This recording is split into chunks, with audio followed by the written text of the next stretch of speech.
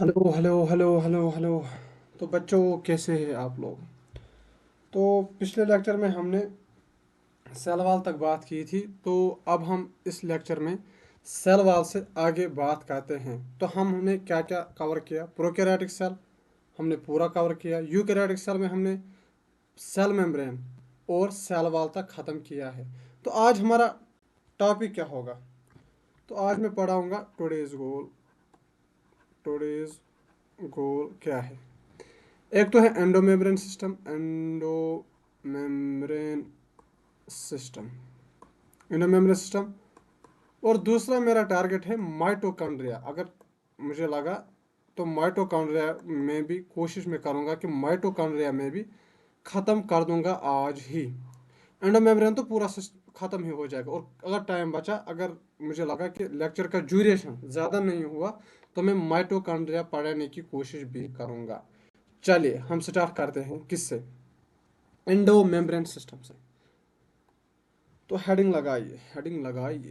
Endo membrane system. Endo membrane system.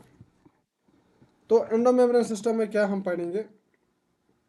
Endo membrane system क्या है? चलिए,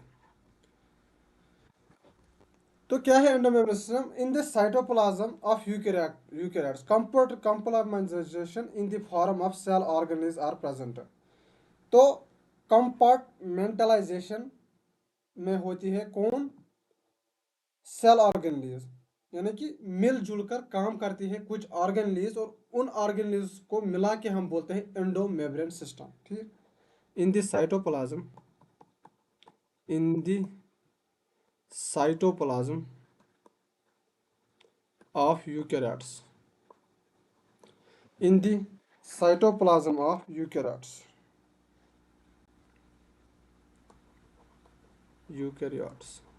in the cytoplasm of eukaryotes there are there are some organelles which are which are interconnected interconnected by function। यानी कि ये मिलजुल कर functions करते हैं, और इसलिए हम बोलते हैं इनको एंडो मेम्ब्रेन सिस्टम। तो इसमें हमें क्या क्या पढ़ना है? ईआर पढ़ना है, यानी कि एंडोप्लाज्मिक रेटिकुलम। फिर गोल्गी पढ़नी है। गोल्गी के बाद वैक्यूल पढ़ना है। वैक्यूल के बाद लाइजोसोम्स पढ़ना है। लाइजोसोम्स। तो ये चारों मिलकर काम करते हैं, मिलकर काम करते हैं, और इन चारों को बोलते हैं हम endo membrane system. Endo membrane system. और एंडो मेम्ब्रेन सिस्टम में कुछ एक दो पॉइंट्स में और बता देता हूँ। पहला पॉइंट क्या? All are single membrane bound. All are single membrane bound organelles. पहली बात। दूसरी बात, all are functionally independent. Independent यानी कि जो भी ऑर्गेनेल्स इसमें आते हैं, तो ये फंक्शनली इंडिपेंडेंट होते हैं एक दूसरे पर, लेकिन इंटरकनेक्टेड इनकी फंक्शन होती है। इंटरकनेक्टेड थोड़ी सी, लेकिन इंडिपेंडेंट भी होती है। तो हम स्टार्ट करते हैं किससे? एंडोप्लाज्मिक रेटिक्यूलम से। Endo endoplasmic reticulum. Endoplasmic reticulum. पहला पॉइंट इसमें क्या? Single membrane bound. Single membrane bound organelle. और एंडोप्लाज्मिक रेटिक्यूलम को हम शॉर्ट में बोलते हैं ई आर। और किसके साथ एसोसिएटेड है? Associated associated with the outer membrane of nucleus. Nucleus के दो मेम्ब्रेन होते हैं, एक तो होता है इनर मेम्ब्रेन और दूसरा होता है आउटर मेम्ब्रेन। तो ये एंडोप्लाज्मिक रेटिकुलम है, किसके साथ बाउंड है? Outer membrane of nucleus. तो एंडोप्लाज्मिक रेटिकुलम को किसने डिस्कवर किया था? Discovered by porter. इम्पोर्टेंट नहीं है, छोड़ भी सकते हो आप, लेकिन क्या पता नीट में क्वेश्चन पूछा जाए, क्योंकि 2025 का पेपर आपने देखा ही होगा कि लेवल क्या था। चलिए स्ट्रक्चर की बात करते हैं। स्ट्रक्चर तो स्ट्रक्चर इसका कैसा होता है? स्ट्रक्चर में कौन कौन सी चीज़ें मिलती हैं? चलिए, तो ये हम कोशिश करते हैं यहाँ पर बनाने की। एंडोप्लाज्मिक रेटिक्यूलम, ये है एक सेल के अंदर है, क्या है? सेल के अंदर है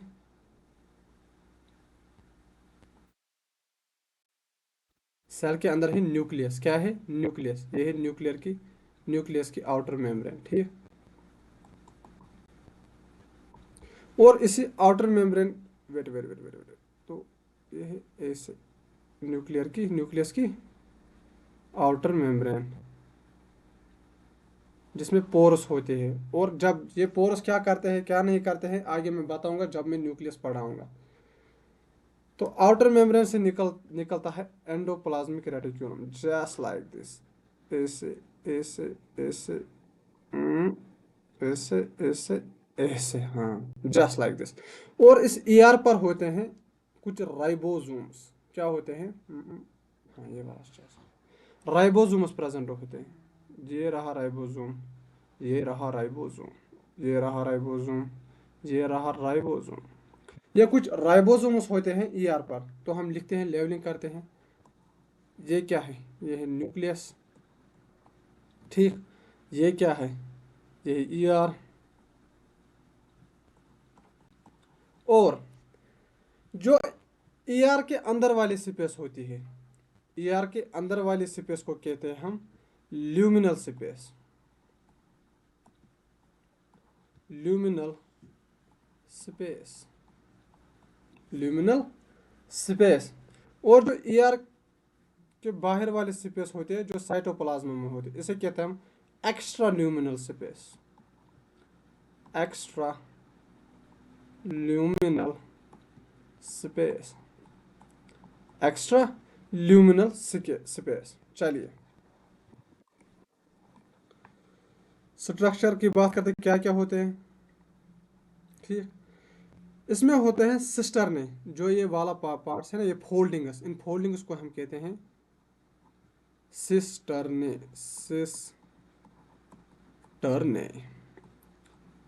इन फोल्डिंग्स को कहते हैं हम सिस्टर्ने। कौन कौन सा पार्ट्स मिलता है? पहला हमें मिलता है सिस्टर्ने, किसके पास? ये स्ट्रक्चर हम देख रहे हैं किसका? एंडोप्लाज्मिक रेटिकुलम का। तो इसके पास होते हैं सिस्टर्ने, जस्ट लाइक सिस्टर्ने। तो सिस्टर्ने क्या है? सिस्टर्ने, तो ये है फ्लैटेनेड होते हैं, फ्लैटेनेड। सेक लाइक होता है, सेक लाइक। और इंटरकनेक्टेड यूनिट्स में होता है, इंटर कनेक्टेड यूनिट्स में होता है। ये है ना कनेक्टेड, पहला unit, second unit, third unit, fourth, fifth, interconnected units में होता है। और in the form of tubules भी होता है। स्ट्रक्चर किस फॉर्म में होता है? एक तो होता है in the form of cisternae, in the form of tubules, और in the form of vesicles. In the form of tubules and in the form of vesicles.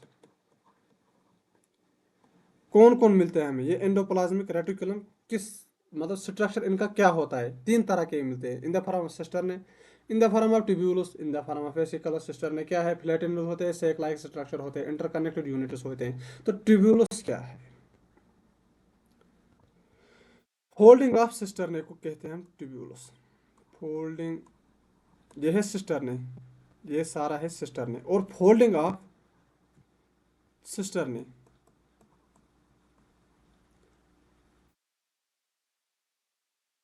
Folding of sister ने क्यों कहते हैं ट्यूब्यूलस।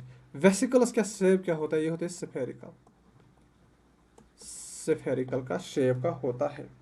अब एंडोप्लाज्मिक रेटिकुलम दो तरह का होता है, एक तो होता है रफ एंडोप्लाज्मिक रेटिकुलम और एक होता है स्मूथ एंडोप्लाज्मिक रेटिकुलम।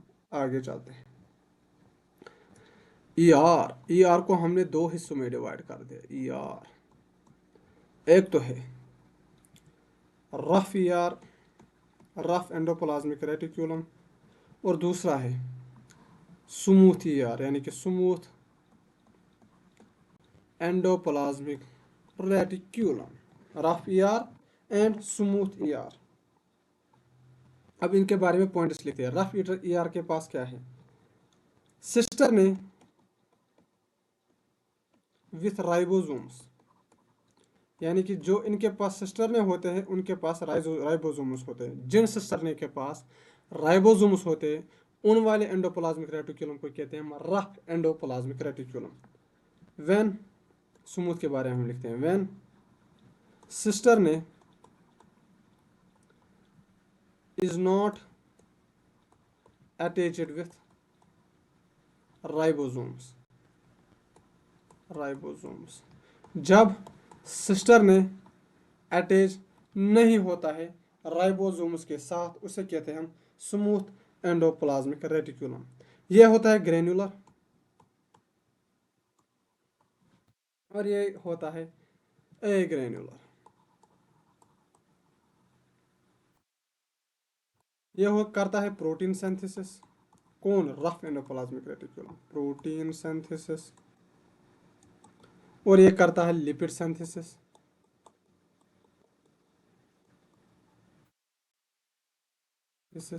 और क्या सिंथेसिस करता है, steroid hormones plus steroidal hormones, hormones को ये क्या करता है, सिंथेसिस करता है। ठीक। अब नोट लगाकर आप एक पॉइंट लिखोगे। क्या लिखोगे, नोट लगाकर आप लोग एक पॉइंट लिखोगे। चलिए,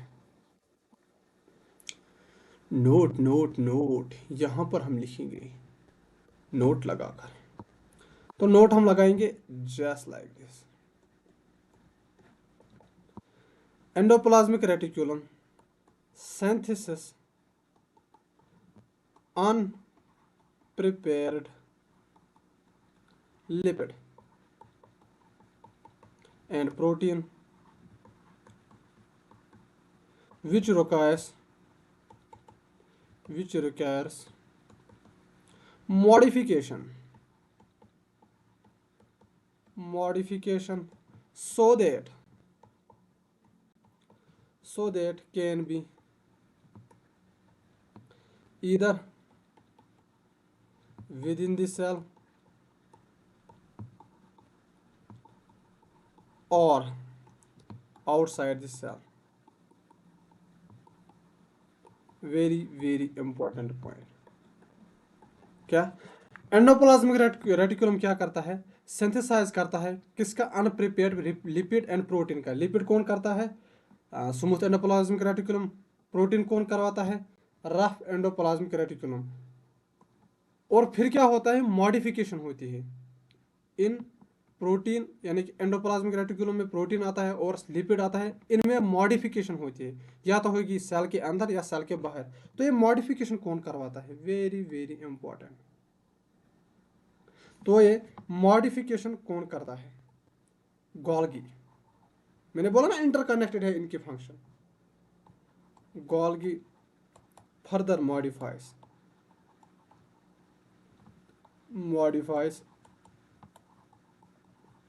protein and lipids, protein and lipids.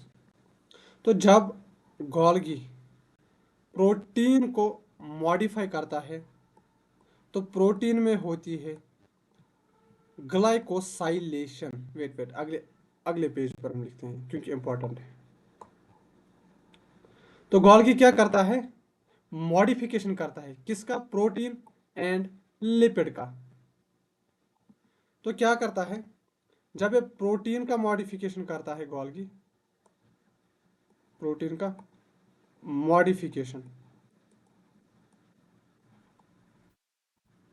तो जब प्रोटीन का मॉडिफिकेशन करता है तो उसे कहते हैं हम ग्लाइकोसाइलेशन, ग्लाइकोसाइलेशन, और बनाता है ग्लाइकोप्रोटीन, ग्लाइकोप्रोटीन।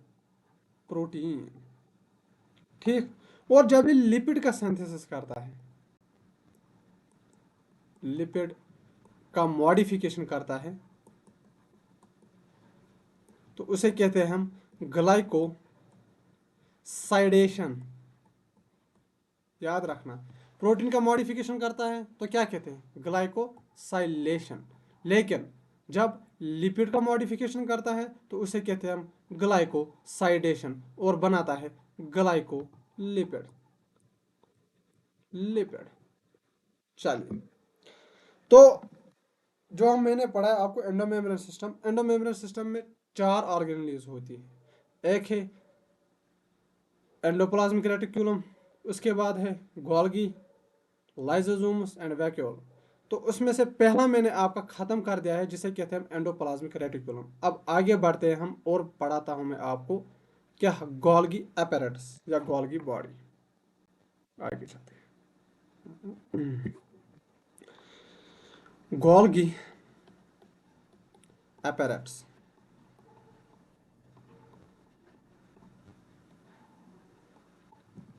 ये भी क्या होता है, सिंगल मेम्ब्रेन होता है, सिंगल मेम्ब्रेन होता है, जैसे कि आप सिंगल हो। सिंगल मेम्ब्रेन किसने डिस्कवर किया था, Camillo Golgi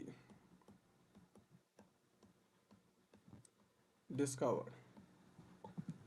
structurally resembles, structurally, जिसे हम कहते हैं structurally, structurally connected with, structurally resembles with, यानी कि मिलता जुलता है किसके साथ, विथ ई आर। अगर हम इसका स्ट्रक्चर देखते हैं तो ई आर का जैसा ही थोड़ा होता है। ठीक। फाउंड कहाँ मिलता है, found near the, found near the nucleus, कहाँ मिलता है, फाउंड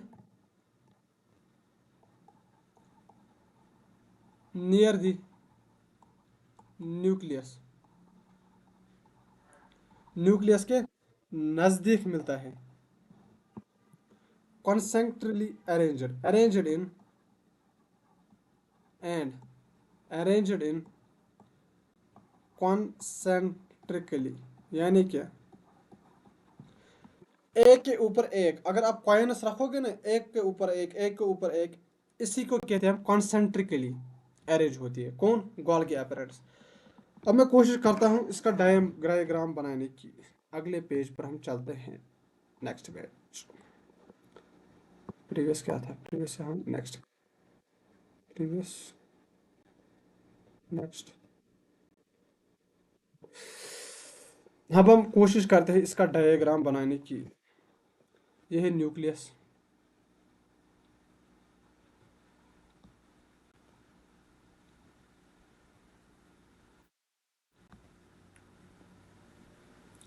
मेरे साथ साथ आप भी डायग्राम बनाइए।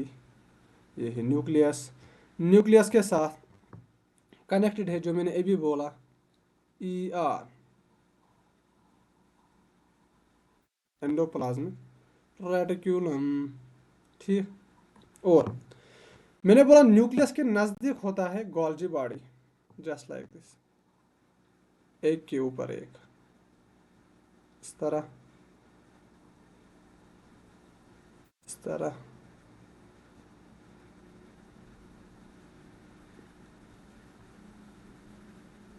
नहीं नहीं, डायग्राम गलत बन गया।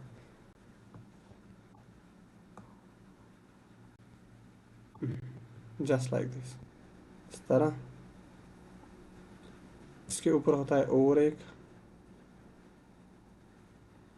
और इसके ऊपर होता है और एक के ऊपर एक। मैंने अभी बताया बताया ना आपको, एक के ऊपर एक होता है, जस्ट लाइक दिस। तो ये हमारा गोल्गी बॉडी, ठीक है। गोल्गी बॉडी में होते हैं वेसिकल्स। इनका काम क्या होता है अभी मैं बताऊंगा, जस्ट लाइक दिस। इन्हें कहते हैं हम वेजिकल्स या वेजिकल्स या वेसिकल्स, ठीक।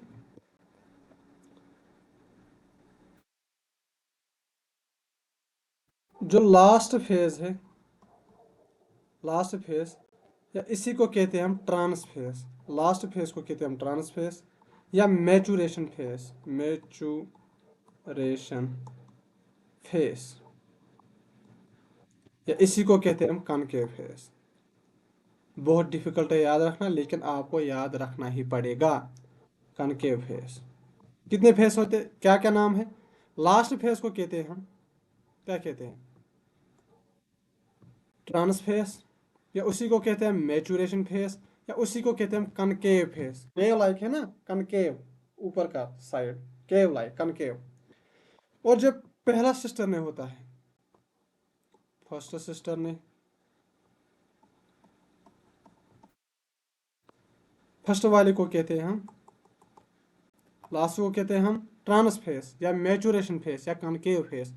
फर्स्ट वाले को कहते हैं हम सिस फेज, सिस फेज, या इसी को कहते हैं हम फॉर्मिंग फेज। यहाँ मैच्योर होता है, मैचुरेशन होती है, यहाँ फॉर्म बनता है, फॉर्मिंग फेज। अगर हम इसे कनकेव कहते हैं तो इसे कहते हैं हम कन्वेक्स फेज, कन्वेक्स फेज, ठीक। तो सिस फेज की बात करते हैं। जो फर्स्ट फेज है, सिस फेज, ठीक। ये रिसीव करता है, रिसीव्स द प्रोटीन। मैंने बोला कनेक्टेड है, ईआर और गोल्गी, ये सारे एंडो मेम्ब्रेन सिस्टम। हम इनको एक साथ क्यों पढ़ते हैं? जैसे माइटोकॉन्ड्रिया उसको अलग में पढ़ते हैं, जैसे प्लास्टिड उसको अलग में पढ़ते हैं, इसको एक साथ क्यों पढ़ते हैं हम? इसका रीज़न है, ये इंटरकनेक्टेड है। Golgi, endoplasmic reticulum, vacuole, lysosome, से चारों ऑर्गन इंटरकनेक्टेड है आपस में। तो इसलिए हम इन एक साथ इनको पढ़ते हैं। रिसीव इज दी प्रोटीन, जो कहाँ बने हुए हैं? एंडोप्लाज्मिक रेटिकुलम में। And lipid from ER, from ER for modification, modification के लिए। मैंने अभी बताया आपको, मॉडिफिकेशन कौन करता है? गोल्गी बॉडी या गोल्गी एपेरेटस। तो यह ER, this is the ER, this is the ER. ER में क्या होता है? ईआर से प्रोटीन जाता है सिस फेस में, सिस फेस से जाएगा ट्रांस फेस में। नहीं, अभी मैंने ट्रांस फेस पढ़ाया नहीं है आपको, पहले मैं ट्रांस फेस पढ़ा था। तो ट्रांस फेस में क्या होता है? जो लास्ट फेस है किसका? गोल्गी का। तो ट्रांस फेस में क्या होता है? कंप्लीटली रेडी, किसके लिए? हमें मॉडिफिकेशन के लिए। और बनता है glycoprotein and glycolipid, and glycolipid, ठीक। तो कहाँ से क्या होता है, मैं यहाँ पर बताने की कोशिश कर रहा था अभी। तो एंडोप्लाज्मिक रेटिकुलम में क्या बनेगा? प्रोटीन प्लस लिपिड, उसका सिंथेसिस होगा, ठीक। तो फिर जाएगा वो सिस फेस में, सिस फेस से जाएगा वो ट्रांस फेस में, ट्रांस फेस से वो जाएगा किस में? वेजिकल में। कौन सा वेसिकल? अरे अभी बताया था ना, ये वाला वेसिकल जो लास्ट फेस में, ट्रांस फेस, मैचुरेशन फेस या कनकेव फेस में प्रेजेंट होता है। ये वेसिकल क्या करता है? यही तो ट्रांसपोर्ट करता है प्रोटीन और लिपिड का, ट्रांसपोर्ट, ट्रांसपोर्ट करता है किसका? प्रोटीन एंड लिपिड का। inside the cell, inside the cell, inside the cell। और ये क्या करता है? सिक्रीशन करता है। ये वेसिकल सिक्रीशन करवाता है, सिक्रीशन। ठीक, तो ये सिक्रीशन करवाता है। तो ये है सारा गोल्गी बॉडी। फिर से सुनो, मैं फिर से रिपीट करता हूँ, थोड़ा सा टफ है। न्यूक्लियर एनवेलप है, उसके साथ जुड़ा हुआ एंडोप्लाज्मिक रेटिकुलम, और न्यूक्लियस के पास में ये है गोल्गी बॉडी या गोल्गी apparatus। ये कॉइनस की तरह, अगर हम एक के ऊपर एक कॉइनस रखेंगे ना, तो ये एक के ऊपर एक होते हैं। ठीक, तो पहले वाले को कहते हैं हम, फर्स्ट वाले को कहते हैं हम, या लास्ट वाले को कहते हैं हम ट्रांसफेस या मैचुरेशन फेस या कनकेव फेस। फर्स्ट वाले को कहते हैं हम सिस फेस या फार्मिंग फेस या कन्वेक्स फेस। सिस फेस में क्या होता है? सिस फेस करता है पहला फेस, फर्स्ट वाला, या फार्मिंग फेस जिसे हम कहते हैं, या कन्वेक्स फेस। ये रिसीव करता है प्रोटीन एंड लिपिड फ्रॉम, कहाँ से? एंडोप्लाज्मिक रेटिकुलम से। किसके लिए? उस क्या, किसके लिए? मॉडिफिकेशन के लिए। तो फिर ये चला जाता है ट्रांसफेस में। ठीक, तो ट्रांसफेट में क्या होता है?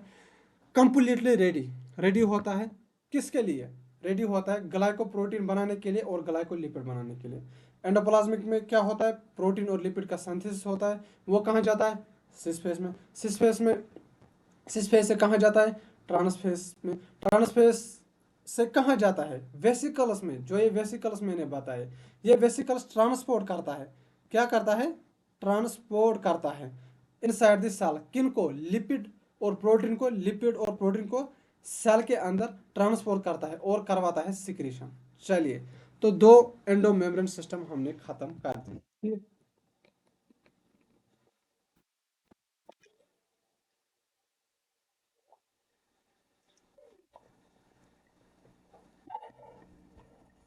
तीसरा एंडो मेम्ब्रेन सिस्टम हम पढ़ते हैं।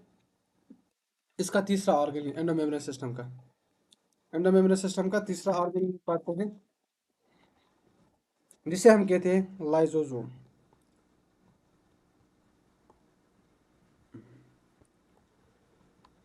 Lysosome, lysosome. लाइजोसोम क्या करता है? ये एक सिंगल मेम्ब्रेन है, सिंगल मेम्ब्रेन है। ठीक, तो vesicles from the trans face of Golgi body of Golgi can directly behave as lysosomes। तो लाइजोसोम्स क्या है? लाइजोसोम्स कुछ नहीं है, जो वेसिकल्स गोल्गी बॉडी में बने थे, कहाँ? ट्रांसफेस पर, वही फिर बिहेव करते हैं एज लाइजोसोम्स। उन्हीं को कहते हैं लाइजोसोम्स। वेट, मैं प्रीवियस पेज पर चलता हूँ। हाँ, ये जो वेसिकल्स है ना, तो यही फिर बन जाते हैं क्या? लाइजोसोम्स। यही फिर बन जाते हैं लाइजोसोम्स। ट्रांसफेस में जो वेसिकल्स बने हुए होते हैं, ये बिहेव करते हैं एज लाइजोसोम्स। ठीक, चलिए, कहाँ से अराइज होता है? arises from arises by the packaging of Golgi body. Golgi body में जो पैकेजिंग हुई, वहीं से अराइज हुए लाइसोसोम। पैकेजिंग यानी मायने क्या?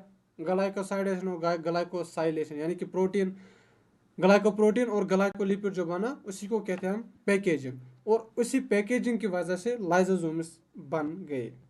तो स्ट्रक्चर, तो इसमें क्या होते हैं लाइसोसोम्स में?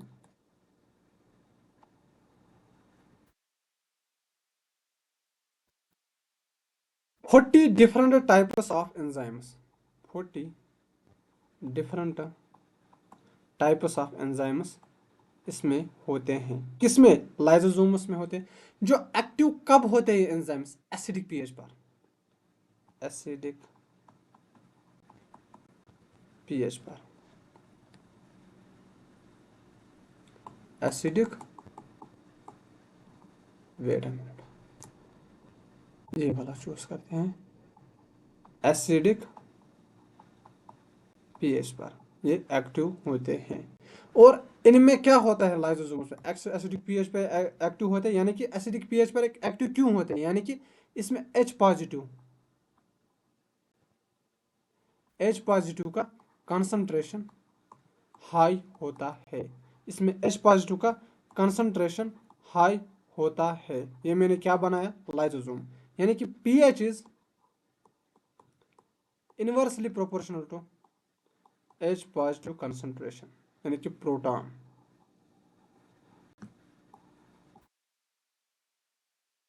ठीक, नेक्स्ट, जो हाइड्रोलिटिक एंजाइम्स होते हैं, हाइड्रोलिटिक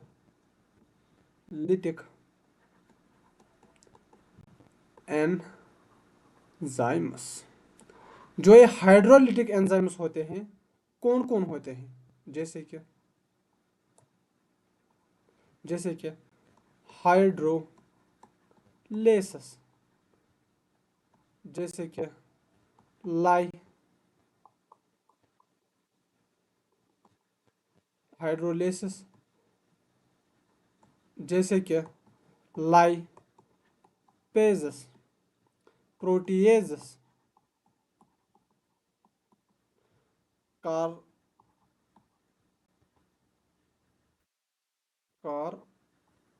कार्बोहाइड्रेट्स, हाइड्रेसिस, कार्बोहाइड्रेसिस। तो ये अलग अलग के हाइड्रोलिटिक एंजाइम्स हमें मिलते हैं कहाँ, लाइसोसोम्स में।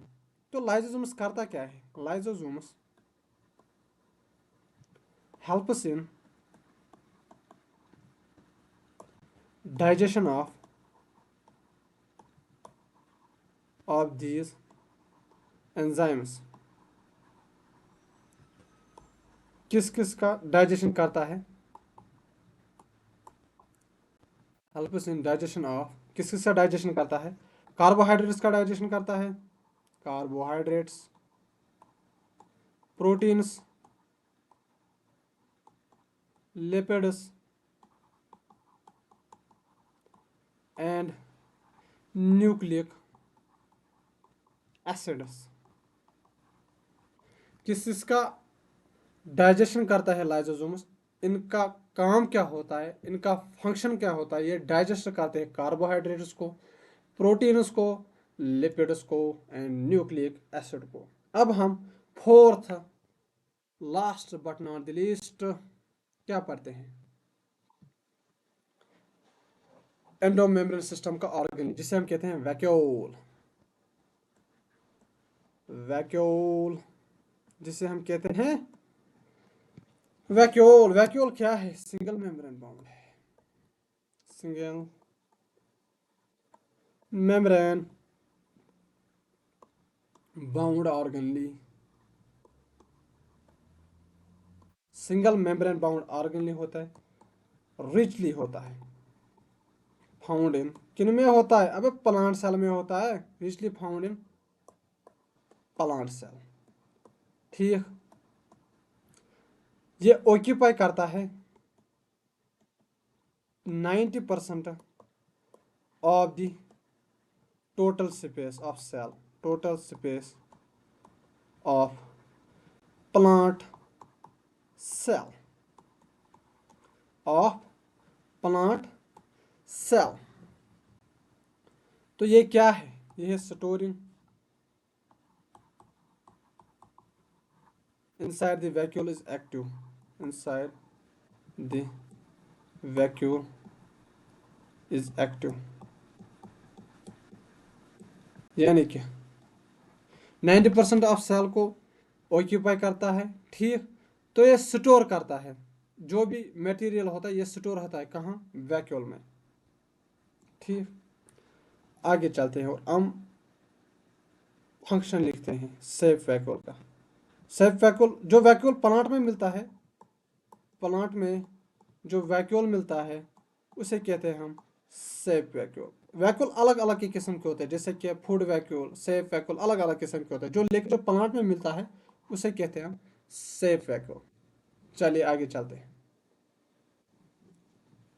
डायग्राम बनाते हैं हम पहले प्लांट सेल का, मैंने पहले लेक्चर में नहीं, दूसरे लेक्चर में भी, पहले के दूसरे, हाँ दूसरे लेक्चर में भी मैंने बनाया था शायद, हाँ बनाया था प्लांट सेल का डायग्राम, जब मैंने डिफ्रेंशिएट किया था यूकेरियोटिक सेल में, किसका, प्लांट सेल और प्लांट एनिमल सेल का।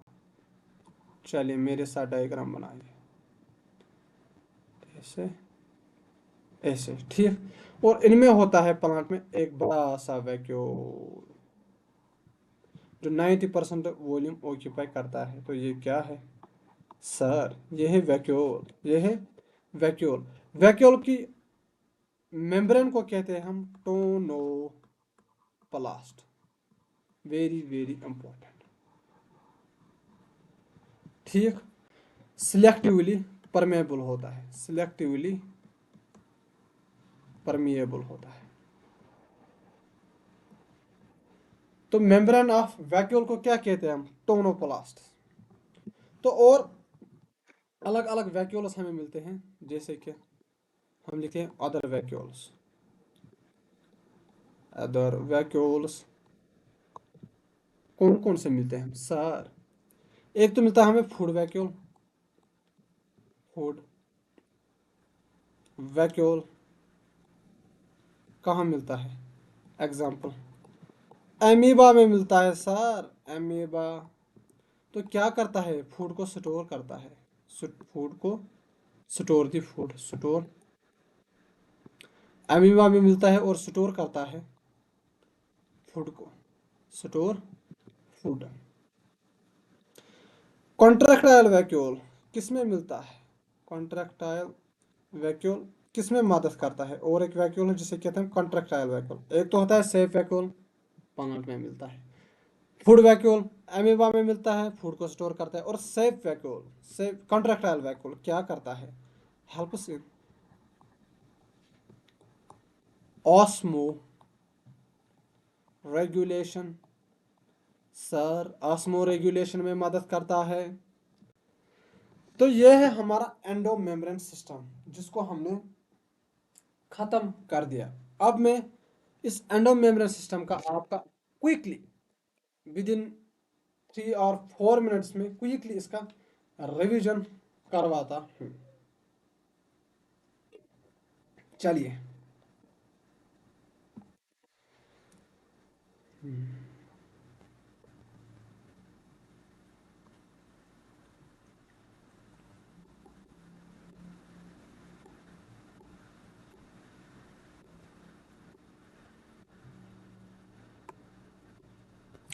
एंडो मेम्ब्रेन सिस्टम ये क्या होता है, in the cytoplasm of eukaryotes there are some organelles which are interconnected and by functions. कुछ ऑर्गेनेल्स किन में मिलते हैं, यूकेरियोट के साइटोप्लाज्म में, जो फंक्शंस में इंटरकनेक्टेड होते हैं। कौन कौन मिलते हैं, ER, endoplasmic reticulum, Golgi, vacuole और लाइबोसोम्स।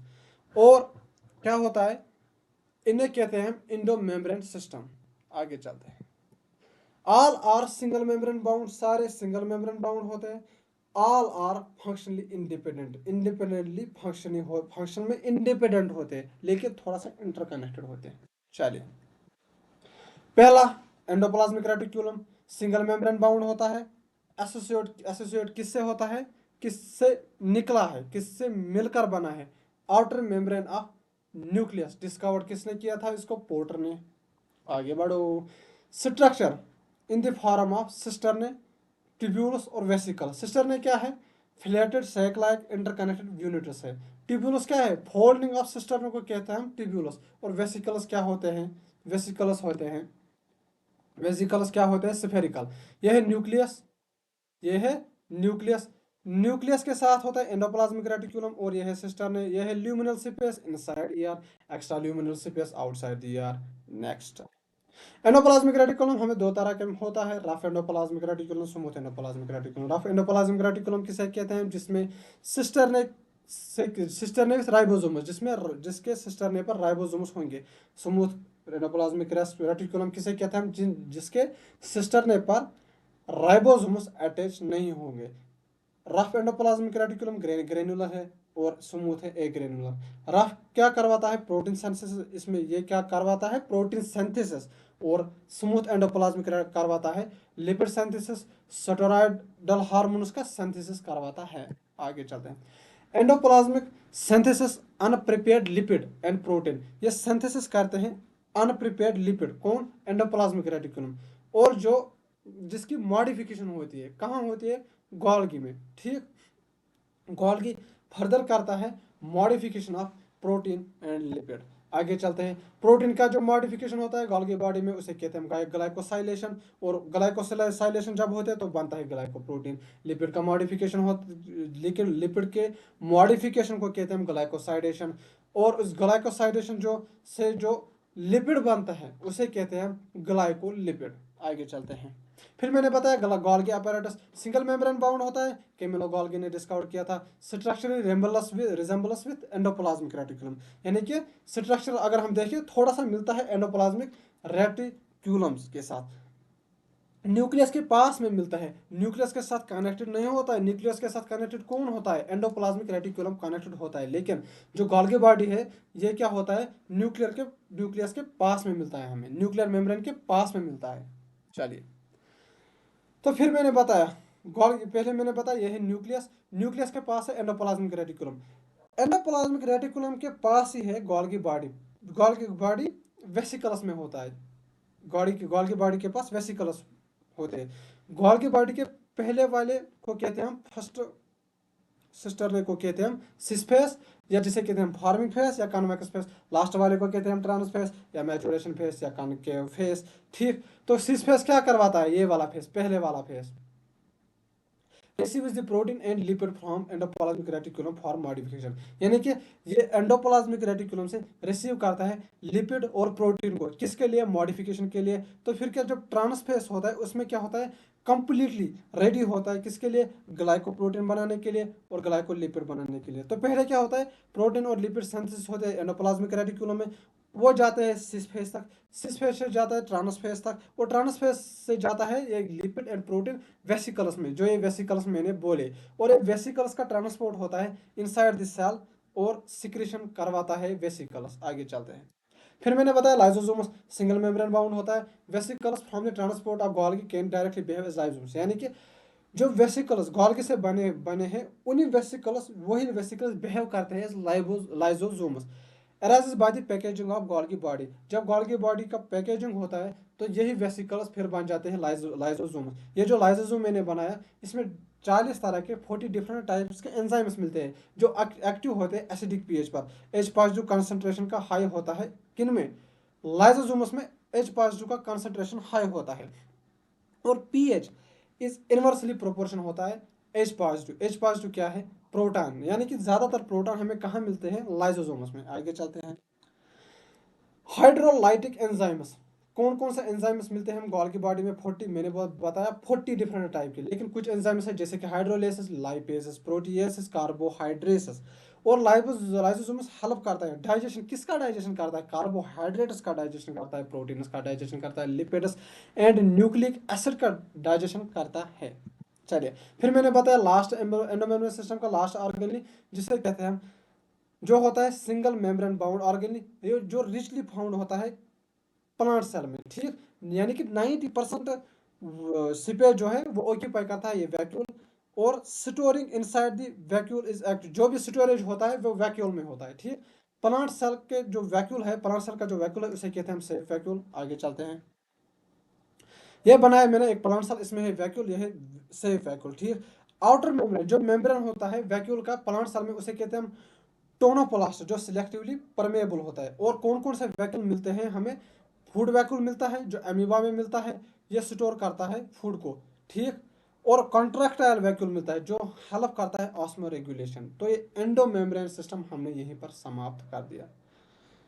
तो चलिए, अगले लेक्चर में हम पढ़ते हैं माइटोकॉन्ड्रिया। कोशिश मैंने की थी कि इसी लेक्चर में मैं ख़त्म कर दूंगा, लेकिन कोई बात नहीं, धीरे धीरे पढ़ो, कोई बात नहीं, धीरे धीरे ही सफलता मिलती है, एक ही साथ सफलता इंसान को नहीं मिलते हैं। चलिए, हम यहीं पर लेक्चर ख़त्म करते हैं। And if you want to support me financially you can support me, आपकी मर्जी। नेक्स्ट। तो थैंक यू, आपने लेक्चर ज्वाइन किया, शुक्रिया, बाय बाय। अगले लेक्चर में हम मिलते हैं धमाकेदार लेक्चर के साथ।